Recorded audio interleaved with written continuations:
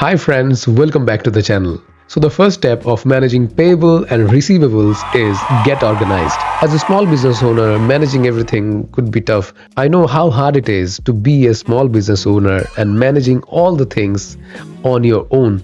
But to make your cash flowing, you have to do it. If you are using an accounting software, then the whole task will be so much easier. But if you don't use any accounting software yet, you can keep track and get everything organized by keeping all the invoices in a one place, or just writing down the purchase date or the payment dates on a notebook. So you have to track and record everything to manage your payables and receivables. Next up, you have to set clear payment terms for your customers. In payment terms, you can include payment method. So how they will pay you in cash or credit or installment. If installment, how many installment you are going to give them. And then you can include payment time. Generally, most of the businesses give 30, 60 or 90 days payment window. So you can choose any of them as your preference. Giving discounts can be an amazing option if you are looking to get your money as soon as possible from your customers. Just like if you give a payment window of 30 days, you can give 15% or 10% discount if the customer pays you within 15 days. So you can use discount policies to get the money as soon as possible from your credit customers.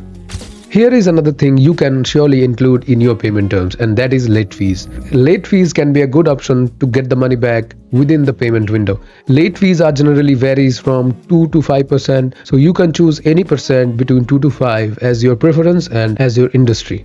Not all the customers are the same, so you can use special treatment for particular customers that are high paying or high ticket customers that you have, and they should get a special treatment from you, and by this they will be a loyal customer and stay with your business longer. Setting clear payment terms is very helpful for your business. First of all, you will get legal protection for your business. In case any of your customers refuse to pay you, you can go to collection agency. You can show your details, payment terms and other documents so that the collection agency can easily handle the process and get the money for your business. Setting clear payment terms will help you with cash flow management as well, because everything will be streamlined and processed. By this way, you can manage your cash and manage your cash flow management as well. Most importantly, by setting clear payment terms, you can achieve a good customer relationship, because everything will be written and processed, so there will be no chance of miscommunication between your business and your customers. So these were the payment terms of your accounts receivable, that means your customers. So what will happen if supplier give you a payment term, and how you will deal with it? To manage accounts payable, choosing and selecting suitable supplier for your business is the key. So here are some things that I want you to keep in mind before building a relationship with a supplier. So how you can do a supplier research. Supplier research includes the financial stability of the supplier. You can also research about their reputation as well as their track record. By track record, that means how they are operating with their customers and their relationship with their customers. And as well as another thing you have to keep in mind, that is cost of their product. Different suppliers have different type of rates. So researching before committing to a supplier will help you to win financially for a long run. I have mentioned the payment terms for you to your customer. So the supplier will also have a payment term for you too, because you are a customer for the supplier. So negotiate the payment terms according to your preferences, and always look for a win-win situation. And by win-win situation, you will build a strong relationship for a long time. Now everything is sorted, all the payment terms is cleared, you have product in your hand, but always keep a backup plan for your supplier, because if anything happens to your supplier, your business will stop. So always keep 1 or 2 suppliers ready in case of emergency. So the next and final step of managing payable and receivable is monitoring and following up with your customers and suppliers. So you can use an aging report to calculate and monitor your accounts receivable amount and also accounts payable amount. So here you can see in the left column, here is company name, and here is the current 1 to 30 days, 31 to 60 days, 61 to 90 days, over 90 days. So this 200 is not due yet. These amounts are due for 1 to 30 days, and these amounts are due for 31 to 60 days, and these amounts are due for 61 to 90 days, and these amounts are due for over 90 days.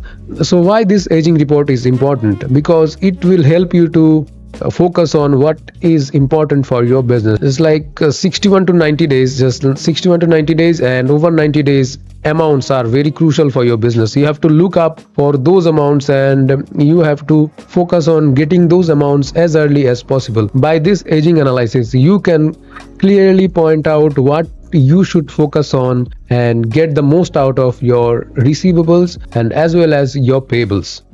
Suppose you have given 30 days credit period to a customer. If he is not paying within the 30 days, you will follow up and increase the intensity of the follow up after the days passed by. If the customer is not paying you and it's over 60 days, you can contact a collection agency before it's too late. And by this way, you can easily schedule your follow-ups.